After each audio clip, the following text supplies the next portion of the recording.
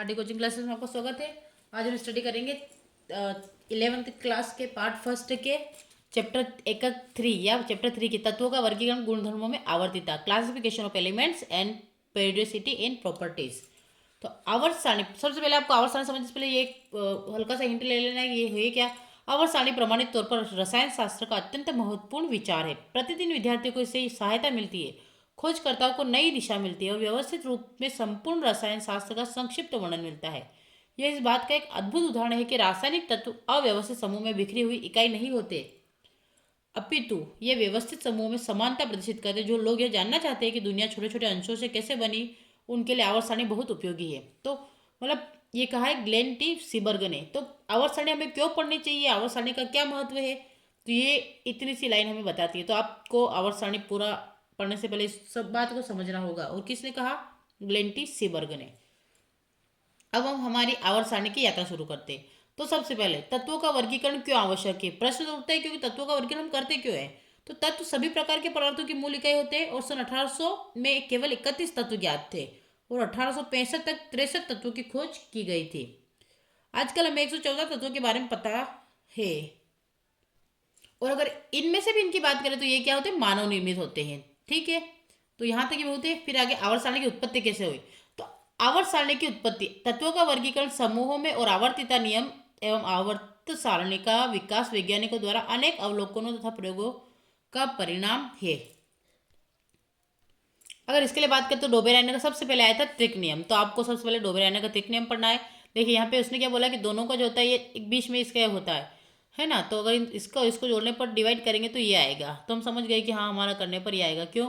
क्योंकि देखो ये कितना है 39। 39 में जब 7 जोड़ो कितना होगा 46। अब 46 को 23 से डिवाइड कर तो 23 है ना। टू जा कितना होगा 46, तो 2 बार। तो हम समझ गए कि इसके बीच की संख्या कितनी आ रही है, 2 से डिवाइड करने पर 23 आ रहा है। इस प्रकार से, लेकिन ये ज़्यादा आगे तक नहीं जा पाया। तो इसका देख लीजिएगा। फिर जर्मन रसायनज्ञ है ना, यहाँ से चालू करते हैं हम। क्या बोला गया है इसमें? हाँ, तो इसको देख लीजिए एक बार कि जर्मन रसायनज्ञ जॉन डोबेराइनर ने सन 1800 के प्रारंभिक में जो जो बताते जा रहे आपको ये नोट करना है ना। तो यहाँ से करके आपको यहाँ तक, फिर 1800 में उन्होंने भौतिक एवं रासायनिक गुणों वाले 3 तत्वों के समूह त्रिक, ठीक है, की तरफ ध्यान आकर्षित किया। उन्होंने यह भी पाया कि प्रत्येक त्रिक में बीच वाले तत्व का परमाणु भार शेष दोनों तत्वों के परमाणु भार के औसत मान के लगभग था। तो यहाँ तक ही हो जाएगा, बस इतना ही कर लीजिएगा। इसमें क्या, फिर लास्ट में डोबेराइनर का त्रिक का नियम कुछ ही तत्वों के लिए सही पाया गया। तो ये भी देखना पड़ेगा काई के लिए पाया गया। फिर आता है अंग्रेज रसायन। यहाँ से अंग्रेज रसायनज्ञ जॉन अलेक्जेंडर न्यूलैंड ने सन 1865 में अष्टक नियम को विकसित किया। अब न्यूलैंड के मतलब त्रिक नियम, डोबेराइनर के त्रिक नियम के बाद किसका आया था? न्यूलैंड का अष्टक नियम आया था। तो इसको भी देख लीजिएगा। तो उन्होंने स्पेशल एनालिसिस, उन्होंने तत्वों को उनके बढ़ते हुए परमाणु भार के क्रम में व्यवस्थित किया तथा पाया कि किसी भी तत्व से प्रारंभ करने पर 8वें तत्व के गुण प्रथम तत्व के समान थे। इतना काफी होगा। अब हम बात करते हैं इसके बारे में आगे। तो अष्टक नियम होता क्या है? तो न्यूलैंड का अष्टक नियम सिर्फ कैल्शियम तक के तत्वों तक सही प्रतीत हुआ। हालांकि उस समय इस धारणा को व्यापक मान्यता नहीं मिली, परंतु बाद में रॉयल सोसाइटी द्वारा सन 1887 में न्यूलैंड को डेवी पदक द्वारा पुरस्कृत कर उनके काम को मान्यता दी। रूसी रसायन दामित्री मेंडलीव तथा जर्मन रसायन लोथर मेयर के सतत प्रयासों के फलस्वरूप आवर्त सारणी के विकास में सफलता प्राप्त हुई। यानी कि लोथर मेयर और मेंडलीव, देमेत्री मेंडलीव दोनों ने मिलकर आवर्त सारणी की तैयार किया है, ठीक है, प्रिपेयर किया। फिर 1868 तक लोथर मेयर ने तत्वों की एक सारणी का विकास कर लिया जो आधुनिक आवर्त सारणी से काफी मिलती जुलती थी, लेकिन उसके काम का विवरण दामित्री मेंडलीव के काम के विवरण से पहले प्रकाशित नहीं हो पाया। आधुनिक आवर्त सारणी के विकास में योगदान का श्रेय दामित्री मेंडलीव को ही जाता है। क्लियर है? फिर इसके बाद आता हम आगे देख लेते हैं। अब न्यूलैंड के अष्टक नियम को समझते हैं। न्यूलैंड का अष्टक नियम था कहाँ और कहाँ तक सिद्ध रहा? तो न्यूलैंड का जो अष्टक नियम उसमें क्या था? तत्व जैसे lithium, beryllium, boron, carbon, nitrogen, oxygen, fluorine, यानी हम बोलेंगे तो ये 3 से चालू हो रहा है, 9 पे खत्म हो रहा है। अब यहाँ से देखो तो यहाँ से परमाणु भार कितना था? इसका 7 था, इसका 9 था, इसका 11, 12, 14, 16, यानी कि 2-2 के आंकड़े बढ़ रहे थे, लेकिन सडनली जाके चेंज हो गए। जैसे इधर देखते हैं, ये 23 7 था, 23 था, 39 था, फिर 9 था, 24 था, इस टाइप से ये सडनली चेंज हो गया। तो उसको देखते हुए फिर अब आगे इसका देख लेते हैं कि क्या होता है। और यहाँ मैंने न्यूलैंड के अष्टक नियम को अच्छे से एक्सप्लेन कर रखा, तो आप चाहे तो इसको भी आप ऐड कर लीजिएगा। तत्वों को वर्गीकृत करने का एक प्रारंभिक प्रयास था। यह नियम ब्रिटिश रासायनिक जॉन न्यूलैंड ने 1865 में दिया था। जब तत्वों को उनके बढ़ते हुए परमाणु भार के क्रम में व्यवस्थित किया जाता तो किसी भी तत्व से शुरू करने पर हर 8वें तत्व के गुण पहले तत्व के गुणों के समान होते। इस नियम का नाम अष्टक नियम इसलिए रखा गया क्योंकि यह संगीत के सुरों जैसा था, जहां 8वां सुर पहले सुर जैसा होता था। अगर आप लिथियम से शुरू करते और 8वां तत्व सोडियम होगा तो लिथियम और सोडियम दोनों के रासायनिक गुण बहुत समान होते थे। इसी तरह बेरिलियम से शुरू करने पर 8वां तत्व मैग्नीशियम होता था और इन्हीं दोनों के गुण भी समान होते थे। सीमा, यह नियम केवल कैल्शियम तत्व की यानी 20 तक के तत्व तक ही सीमित हो गया है। कैल्शियम के बाद हर 8वें तत्व के पहले तत्व के समान नहीं थे। न्यूलैंड ने सभी 56 ज्ञात तत्वों को इस तालिका में फिट करने के लिए कुछ तत्वों को उन समूहों में रख दिया जहां उनके गुण मेल नहीं खाते थे। उदाहरण, उन्होंने कोबाल्ट और निकेल को एक ही स्थान पर रख दिया, है ना। लेकिन जब बाद में उत्कृष्ट गैसों की खोज हुई तो यह नियम पूरी तरह से विफल हो गया, क्योंकि फिर 8वां नहीं बल्कि 9वां तत्व पहले तत्व के समान होता था। तो कुल मिलकर न्यूलैंड का अष्टक नियम आधुनिक आवर्त सारणी के विकास की दिशा में एक महत्वपूर्ण कदम था, क्योंकि इसने पहली बार दिखाया कि तत्वों के गुणों में एक नियमितता होती है। तो ठीक है, इसमें आप यहीं तक कर लीजिएगा। इसके आगे फिर मैं बता देता हूँ क्या करना है। अब इसके आता है तत्वों के गुणधर्म उनके परमाणु भारों के आवर्ती फलन होते हैं। तो मेंडलीव ने तत्वों को क्षैतिज पंक्तियों एवं ऊर्ध्वाधर स्तंभों में उनके बढ़ते हुए परमाणु भार के अनुसार सारणी में इस तरह क्रम में रखा कि समान गुणधर्मों वाले तत्व एक ही ऊर्ध्वाधर स्तंभ या समूहों में स्थान पाए। ठीक है, ये हो जाएगा। उसके यहां से कर लीजिएगा ये वाला आयोडीन वाला, है ना। उदाहरण के तौर पर आयोडीन, जिसका परमाणु भार समूह 6 के तत्व टेलुरियम से कम था, को समूह 7 में फ्लोरीन, क्लोरीन, ब्रोमीन आदि के 7 गुणधर्मों में समानता के आधार पर रखा गया। ठीक है, ये हो गया। और उन्होंने समान गुणधर्म वाले तत्वों को एक समूह में रखने की प्राथमिकता को आधार मानते हुए प्रस्तावित किया कि कुछ तत्व जो खोजे नहीं गए थे के लिए सारणी में कुछ रिक्त स्थान छोड़ दिए गए। उदाहरण के लिए, जब मेंडलीव की आवर्त सारणी प्रकाशित तब गैलियम तथा जर्मेनियम, है ना, गैलियम तथा जर्मेनियम तत्वों की खोज नहीं हुई थी और उन्होंने एल्यूमिनियम और सिलिकॉन के नीचे एक रिक्त स्थान छोड़ा और इन तत्वों का नाम क्रमशः एका एल्यूमिनियम तथा एका सिलिका रखा। इसलिए एल्यूमिनियम और सिलिकॉन के एका एल्यूमिनियम एका सिलिका भी बोला जाता है। मेंडलीव ने न केवल गैलियम और जर्मेनियम तत्वों के होने की प्रागुक्ति की, बल्कि इन तत्वों के कुछ भौतिक गुणधर्मों का ब्यौरा भी दिया था। बाद में खोजे गए इन तत्वों के प्रायोगिक गुणधर्मों तथा प्रायोगिक गुणधर्मों को सूचीबद्ध किया गया। मेंडलीव की मात्रात्मक प्रागुक्तियों और कालांतर में उनकी सफलता के कारण और उनकी आवर्त सारणी को काफ़ी प्रसिद्धि मिली। मेंडलीव की सन 1905 में प्रकाशित आवर्त सारणी को हम देखेंगे तो मैं बोल सकें कि प्रकाशित आवर्त सारणी को चित्र में दर्शाया गया है। आप इसे लिख लीजिए, ये मतलब चित्र में दर्शाया गया है, तो आप चित्र में देख लीजिएगा। अब ये पूरी मेंडलीव की आवर्त सारणी दे रही, ये भी देख लीजिएगा। तो ये बनाया कैसे है ना, तो ये देख लीजिएगा। तो ये आपकी एनसीईआरटी किताब में है, पूरी क्लियरली है, तो आप उसको अच्छे से देख लीजिए। लेकिन उससे पढ़ने से पहले तत्वों के भौतिक रासायनिक गुणधर्म, उनके परमाणु क्रमांकों के आवर्ती फलन होते हैं, इसको जानना होगा, है ना। तो हम यहाँ से ही चालू करेंगे। कहाँ से? आधुनिक आवर्त नियम तथा आवर्त सारणी का वर्तमान स्वरूप, है ना। क्या पढ़ेंगे? आधुनिक आवर्त नियम तथा आवर्त सारणी का वर्तमान स्वरूप। तो यह बात ध्यान में देने, तो आपको यहाँ से नहीं लिखना है, ठीक है। यहाँ लिखेंगे रसायनज्ञों को परमाणु की आंतरिक संरचना का ज्ञान नहीं था। 20वीं शताब्दी के आरंभ में अवपरमाणु कणों का विकास हुआ और सन 1913 में अंग्रेज भौतिकी वैज्ञानिक हेनरी मोजले ने तत्वों के अभिलाक्षणिक एक्स किरण स्पेक्ट्रमों में नियमितता पाई और देखा कि रूट वी, जहाँ वी एक्स किरण की आवृत्ति है, और परमाणु क्रमांक जेड के मध्य वक्र आलेखित करने पर एक सरल रेखा प्राप्त होती है, परंतु परमाणु द्रव्यमान तथा यूवी के आलेख में सरल रेखा प्राप्त नहीं होती। ठीक है, तो मोजले ने दर्शाया कि परमाणु द्रव्यमान की तुलना में किसी तत्व का परमाणु क्रमांक उस तत्व के गुणों को दर्शाने में अधिक सक्षम है। इसलिए यहाँ से हमारे परमाणु द्रव्यमान की जगह परमाणु क्रमांक शब्द जोड़ा गया। ठीक है, अब हम बात करते हैं आधुनिक आवर्त नियम। तो आपको यहाँ से चालू करना। आधुनिक आवर्त नियम इस प्रकार से तत्व के भौतिक तथा रासायनिक गुणधर्म उन परमाणु क्रमांक के आवर्ती फलन होते हैं। मोस्ट टाइम भी पूछते हैं। अगर आवर्त नियम की बात करें तो, है ना, अगर आवर्त नियम की बात करें तो क्या लिखा है इसमें कि आवर्त नियम के द्वारा प्राकृतिक रूप से पाए जाने वाले 94 तत्वों में उल्लेखनीय समानताएं मिलती है और एक्टिनियम और प्रोटोक्टिनियम की भांति नेपच्यूनियम और प्लूटोनियम भी यूरेनियम के अयस्क पिच प्लेट में पाए गए। इससे अकार्बनिक रसायन शास्त्र में प्रोत्साहन मिला और कृत्रिम अल्पायु वाले तत्वों की खोज हुई। यहाँ तो हो जाएगा। फिर बात करते हैं हम आगे। समय समय पर आवर्त सारणी के विभिन्न रूप प्रस्तुत किए गए कुछ रूप तत्वों की रासायनिक अभिक्रियाओं तथा संयोजकता पर बल देते हैं, जबकि कुछ अन्य इलेक्ट्रॉनिक विन्यास पर। इसका आधुनिक स्वरूप, जिसे आवर्त सारणी का दीर्घ स्वरूप कहते हैं, बहुत सरल तथा अत्यंत उपयोगी है। फिर क्षैतिज पंक्तियों, जिन्हें मेंडलीव ने श्रेणी कहा, को आवर्त कहा जाता है और ऊर्ध्वाधर स्तंभों को वर्ग ग्रुप कहते हैं। समान बाह्य इलेक्ट्रॉन विन्यास वाले तत्वों को ऊर्ध्वाधर स्तंभों में रखा जाता है, जिन्हें वर्ग या परिवार कहा जाता है। जो भी ये वाला टॉपिक करेगा उसको आवर्त सारणी पूरी बनानी है, उसमें ये इंग्लिश और हिंदी दोनों के नाम को मेंशन करना है। आईयूपीएसी के अनुमोदन के अनुसार वर्गों को पुरानी पद्धति फर्स्ट ए फिर 7, ठीक है, 7A फिर 8IB, फर्स्ट बी फिर 6B के स्थान पर उन्हें 1 से 18 तक की संख्याओं में अंकित करने के लिए निरूपित किया गया। फिर आता है 100 से अधिक परमाणु क्रमांक वाले तत्वों का नामकरण। तो यहाँ से आईयूपीएसी का फुल फॉर्म आता है international union of pure and applied chemistry द्वारा कर दिया गया था, परंतु हाल ही में इस मुद्दे पर विवाद हो गया कि उच्च परमाणु क्रमांक वाले नए तत्व अस्थिर होते हैं कि उनके केवल सूक्ष्म मात्रा और कभी कभी तो केवल कुछ परमाणु मात्र ही प्राप्त होते हैं।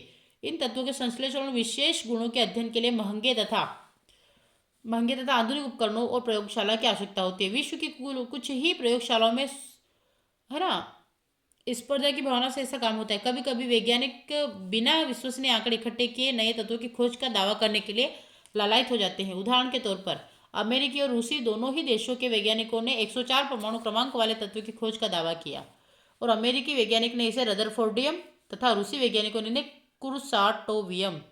कुर्साटोवियम नाम दिया। इस तरह की कठिनाई को दूर करने के लिए आईयूपीएसी ने सुझाव दिया कि जब तक तत्व की खोज सिद्ध न हो जाए और नाम का समर्थन न हो जाए, तब तक 0 एवं 1 से 9 तक संख्याओं के लिए संख्यात्मक मूल यानी कि न्यूमेरिकल रूट का प्रयोग करते हुए उनके नामों को परमाणु क्रमांकों के आधार पर सीधे दिया जाए।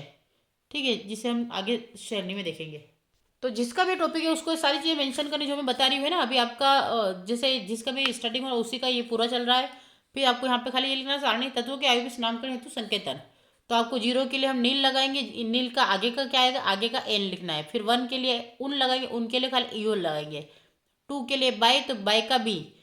3 के लिए ट्राई, तो ट्राई का टी। 4 के लिए क्वाड, तो क्वाड का क्यू। 5 के लिए पेंट का पी। 6 हेक्स का एच। 7 का सेप्ट ओ। ऐसा तो आगे आगे का। फिर मूलों को अंकों के क्रम में एक साथ रखा जाता है, जिससे क्रमांक प्राप्त होता है तथा अंत में ईएम जोड़ दिया जाता है, यानी कि लास्ट में आपको ईएम जोड़ देना है। 100 से अधिक ऊपर क्रमांक वाले तत्वों के आईयूपीएसी नाम अब बताते, तो हम यहाँ तक क्या कर लीजिएगा, बस यहीं तक काफ़ी हो जाएगा। अब हम बात करते हैं नामकरण की। जैसे मान लीजिए आपको पूरा टेबल दे रखे, तो आपको पूरा टेबल ही सेट करना है ना। इस टेबल में आपको कुछ भी नहीं काटना है, तो ये पूरी टेबल लिखना है। जैसे 101 का है, तो देखो एक के लिए हम क्या यूज़ कर रहे थे, अन लगा। 0 के लिए हम नील कर रहे थे, फिर 1 के लिए उन करा और फिर आयम लगाया, तो अन नील उन आयम। फिर 2 के अब वापस, तो यहाँ पे देखो 1 आया, 1 के लिए उन, 0 के लिए नील और 2 के लिए बाई, तो बाई आयम। आगे देखो ये जैसे 104 की बात करें, तो 104 के लिए हम क्या लगाएंगे, उन, है ना, उन लिखा। फिर क्या लगाएंगे हम, 0 के लिए नील लगाएंगे, तो उन नील, और 4 के लिए क्वाड, तो उन नील क्वाड, और क्वाड के लिए फिर ऐसा आयम हो जाएगा, है ना। तो देखो ये आ गया, उन नील क्वाड आयम। क्लियर है। तो इस प्रकार से आपको ये पूरा बता रखा है, आप देख लीजिएगा, सीख लीजिएगा। फिर आता है तत्वों के इलेक्ट्रॉनिक विन्यास तथा आवर्त सारणी। तो यहाँ से हम चालू करेंगे कि मुख्य क्वांटम संख्या परमाणु के मुख्य ऊर्जा स्तर, जिसे कोश कहते हैं, को व्यक्त करती है। परमाणु में, यहाँ से खत्म करेंगे, यहीं से डाटा आ जाना। परमाणु में इलेक्ट्रॉन भिन्न भिन्न उपकोशों में भरे जाते हैं, जिन्हें एसपीडीएफ कहते हैं। परमाणु में इलेक्ट्रॉनिक के वितरण को ही उसका इलेक्ट्रॉनिक विन्यास कहते हैं। ठीक है। फिर आवर्त में इलेक्ट्रॉनिक विन्यास। तो आवर्त मुख्य ऊर्जा या बाह्य कोश के लिए एन का मान बताता है। आवर्त सारणी में प्रत्येक उत्तरोत्तर आवर्त की पूर्ति अगले उच्च मुख्य ऊर्जा स्तर N1 N2 आदि से संबंधित होती है। यहाँ तक कर लीजिएगा, संबंधित होती है। ठीक है। फिर अगले में आ जाएगा यहाँ पे, क्योंकि मैं सारा नहीं बताएंगे हमें, और बाकी आपको कुछ लगता नहीं लिया। और 7वां आवर्त nth 7 6वें आवर्त के समान है, जिसमें इलेक्ट्रॉन उत्तरोत्तर 7s 5f 6d और 7 पे कक्षक में भरते हैं। इन कृत्रिम विधियों द्वारा मानव निर्मित रेडियोएक्टिव तत्व 7वां आवर्त 118 में परमाणु क्रमांक वाले तत्व के साथ पूर्ण योग, जो उत्कृष्ट गैस परत से संबंधित होगा। फिर एक्टिनियम की बात करें, एक्टिनियम Z89 के पश्चात F5f कक्षक भरने के फलस्वरूप 5f आंतरिक संक्रमण श्रेणी प्राप्त होती है, जिसे एक्टिनोइड श्रेणी कहते हैं। 4F तथा 5F आंतरिक संक्रमण श्रेणियों को आवर्त सारणी के मुख्य भाग से बाहर रखा गया ताकि इनकी संरचना को अक्षुण्ण रखा जा सके। अब यहाँ पे बात करते हैं हम इलेक्ट्रॉनिक विन्यास और तत्वों के प्रकार। तो ASPDF आवर्त सारणी का सैद्धांतिक मूलाधार अभाव का नियम तथा परमाणुओं को इलेक्ट्रॉनिक विन्यास है। तो यहाँ पे सबसे पहले हम बात करेंगे एस ब्लॉक के तत्व की। वर्ग 1 के तत्वों तथा वर्ग 2 के तत्वों। तो वर्ग 1 के तत्वों को हम क्षारीय धातु और वर्ग 2 के तत्वों को हम क्षारीय मृदा धातुओं के बाह्यतम कोश के सामान्य इलेक्ट्रॉनिक विन्यास के रूप में क्रमशः NS1 और NS2 है। इन दोनों वर्गों के तथा आवर्त सारणी के एस ब्लॉक से संबंध होते हैं। ये सभी क्रियाशील धातु है और इनके आयनन एंथैल्पी का मान कम होता है। और आपको इलेक्ट्रॉनिक विन्यास दे रखा है तो ये भी देख लीजिएगा, है ना। क्या देखें इलेक्ट्रॉनिक विन्यास? तो परमाणु क्रमांक 3 है, प्रतीक क्या है? लिथियम। इलेक्ट्रॉनिक विन्यास का 1s2 2s1। तो ये आप कर सकते हैं ली ना की रब से फरियाद शॉर्ट में, और उस पर 3 11। तो ये आप क्या करेंगे, आपके पास 3 है, इसमें आपने 8 जोड़ा, फिर क्या आएगा, फिर 8 जोड़ा, फिर 18 जोड़ा, फिर 18 जोड़ा और फिर 32 जोड़ा। तो ये आपका कंप्लीट हो जाएगा। तो 87, जैसे 7 में से 5 गया तो 2 बचा, और 8 में से 5 गया तो 3 बचा। आई होप आपको क्लियर हो गया। तो आप ये मैजिक नंबर है। मैजिक नंबर क्या है? 2 8 8 18 18 और 32। क्लियर है? 32 32 करते जाएंगे।